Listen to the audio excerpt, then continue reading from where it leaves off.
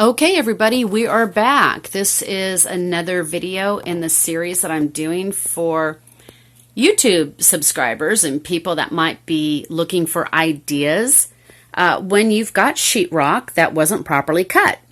And since you guys have been watching, you know that the drywall installers, they didn't cut the sheetrock on the other side of the work you're viewing. They cut it too short.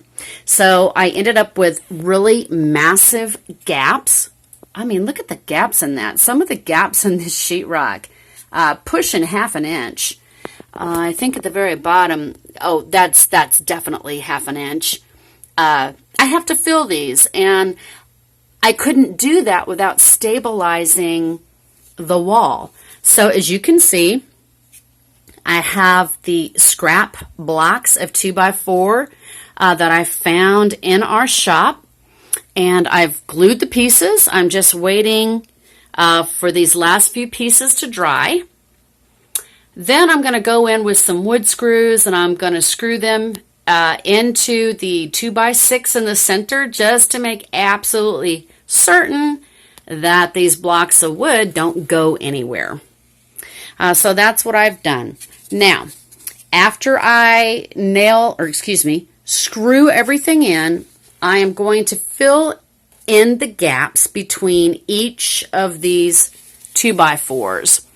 And a lot of people would say, why are you going to go to the trouble of doing that? Material. I do not want to have to purchase another 18-pound bag of hot mud.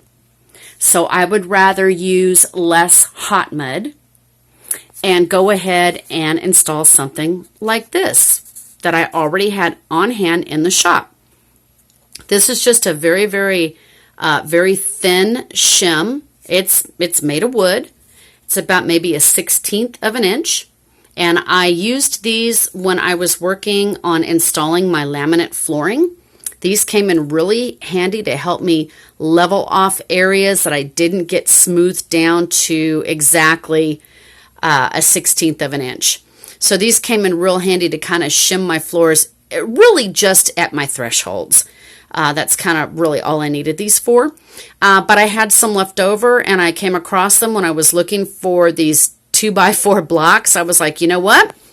These I can cut, and I can pop them into these gaps. So I'm going to go ahead and do that, and I will glue those in, and I will be using a lot less material when I apply my mud on the other side. So this is where I'm at. I wanted you guys to see kind of where I was and what was happening, and let you know what I was going to be doing next with these thin little pieces of trim.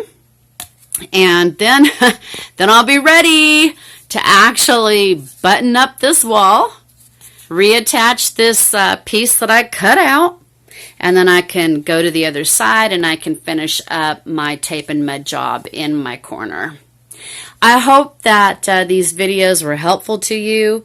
Again, I am a do-it-yourselfer. I'm not a professional contractor. There might be professional contractors and builders who would have done this entirely differently. But for me, I haven't spent any money to make this repair. I've just used materials that I had on hand in our shop, and it's working out great. I am going to have a nice, stable way to secure my drywall to these 2x4 pieces. And then I'm also going to have a way to use a lot less mud, because I won't have to slather gobs of mud in between all these gaps on the other side of this wall.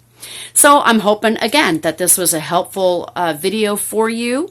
And if you've got better ideas, feel free to comment. I mean, it's no big deal. I am so open to ideas. Anything that is affordable and efficient and will work well, hey man, I want to hear from you.